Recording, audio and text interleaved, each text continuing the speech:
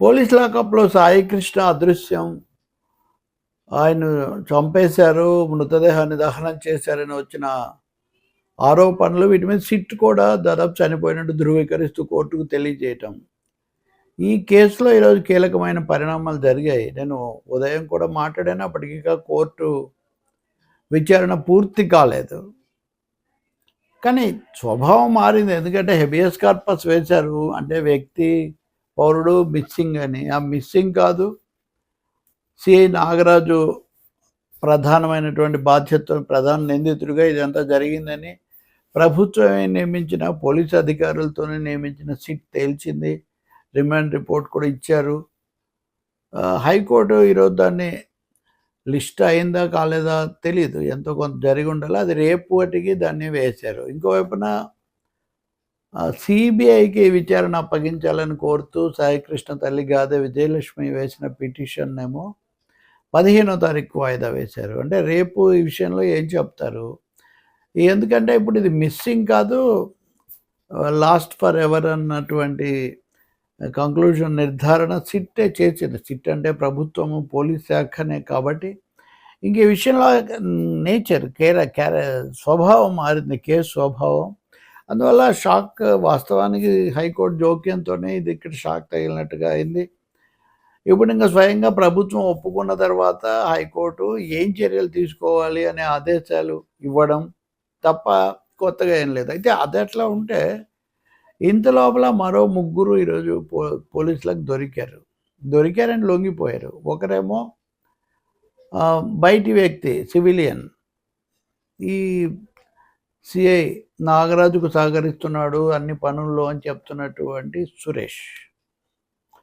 ఆ తర్వాత ముఖ్యంగా నాని, అశోక్ అనే హెడ్ కానిస్టేబుల్, ఇంకో హెడ్ కానిస్టేబుల్ కూడా.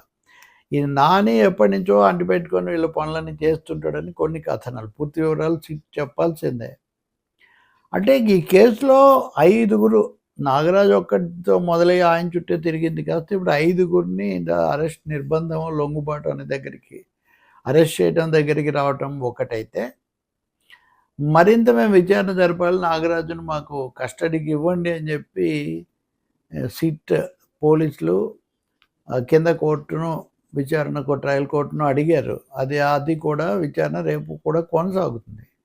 అంటే ఇంక ఇప్పుడు ఇందులో తేల్చాల్సింది ఆ తర్వాత బాధ్యులు ఎవరు, ఎలా జరిగింది అనేది తప్ప కేసు స్వభావము, అక్కడ అతన్ని ప్రాణాలు తీయడం జరిగింది అన్నదైతే ఇప్పుడు నిర్ధారణ అవుతుంది.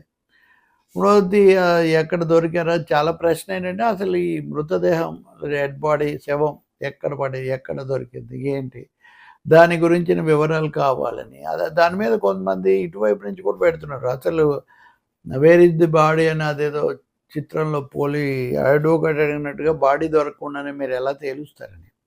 సర్కమ్స్టెన్షియల్ ఎవిడెన్స్ అంతా ఇక్కడ చాలా స్పష్టంగా కనిపిస్తుంది. కాబట్టి ఇది చాలామంది ఆ విధమైన నిర్ధారణకు రావడం జరుగుతుంది. ఈరోజు ఉత్కంఠభరితంగా అందరూ ఎదురు చూశారు.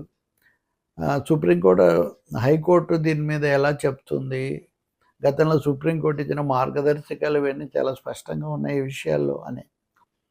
అది సాయంత్రం వరకు నడిచి ఆగింది. రేపు కూడా లిస్ట్ అవుతుందా లేదా అన్న దాని మీద కూడా సందేహం ఉంది. ఎందుకంటే ఇంకా అతని ప్రాణాలు తీస్తారు అనేది నిర్ధారణ అయింది కాబట్టి తర్వాత చర్యలకు హైకోర్టు చెప్పే అవకాశం కూడా ఉంది. విచారణ తర్వాత జరుపుదామని హైకోర్టు తీసుకున్న నిర్ణయం మీద ఆధారపడి ఉంటుంది. రెండవది, మధ్యంతర చర్యలు ఏం తీసుకోవాలి, సాక్ష్యాధారాలు ఎలా వీటిని భద్రపరచాలి. ఇప్పుడు సీసీటీవీ ఫుటేజ్ దొరకకపోవడం, మాయం కావడం లాంటి అంశాల్లో న్యాయమూర్తులు ఎలాంటి స్పందన లేదా ఎలాంటి ఆదేశాలు ఇస్తారు, ఇవన్నీ ముఖ్యంగా ఉన్నాయి. రాజకీయంగా ఇది చాలా తీవ్రమైన ఎదురుదెబ్బ కూటమికి. రాజ్యహింస అంటారు కదా, రాజ్యహింసలో కూడా ఎన్కౌంటర్ లాంటిది కూడా కాదు. ఇది కస్టడీలోకి తీసుకొని అక్కడ చేయడం, కస్టడీలోకి తీసుకున్న విషయం కోర్టుకు చెప్పకపోవటం, హెబియస్ కార్పస్ వేసాక కూడా చెప్పకపోవటం. అంటే కోర్టు ధిక్కారం, రెండు ధిక్కారాలు ఇక్కడ.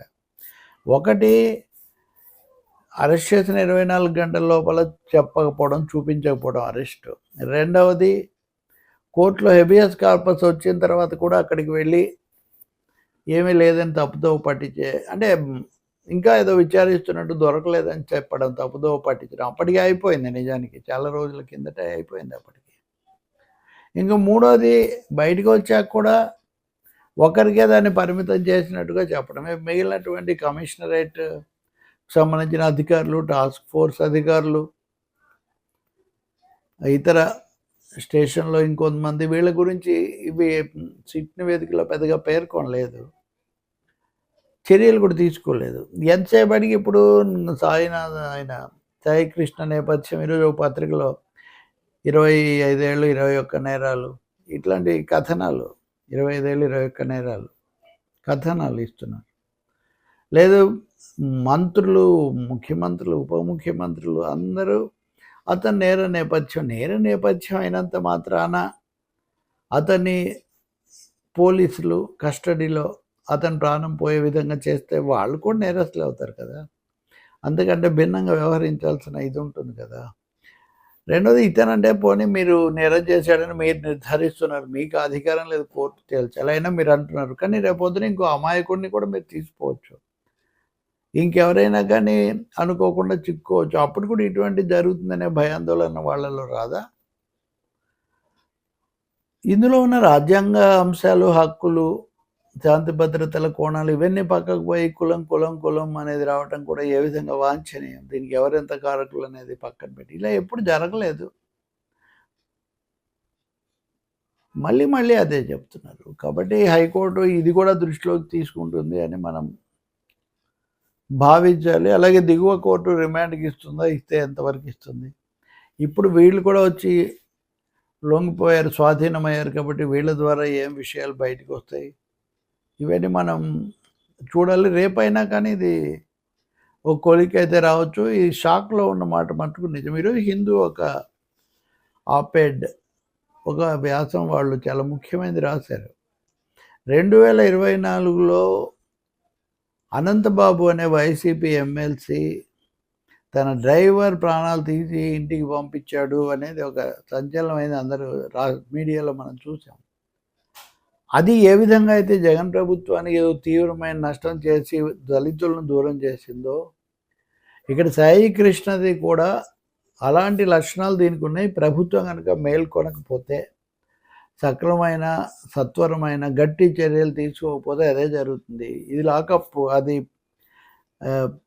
వ్యక్తిగతమైన నేరం. అతను ఎమ్మెల్సీ కూడా, అతను అప్పుడు కులం గురించి ఎందుకు మాట్లాడలేదని కూడా మొన్న ఎవరు అంటున్నారు. ఇంక మళ్ళీ ఎవరు అనేది చెప్తే మళ్ళీ వాళ్ళకి కోపం వస్తుంది. కాబట్టి ఖచ్చితంగా దీని మీద ప్రభుత్వం మరి ఎంత పకడ్బందీగా వ్యవహరిస్తే అంత మంచిది. లేకపోతే మటుకు ఇది రాజకీయంగా తీవ్రమైన ఎదురుదెబ్బ అవుతుందని హిందూ పత్రిక చాలా స్పష్టంగా హెచ్చరిస్తుంది.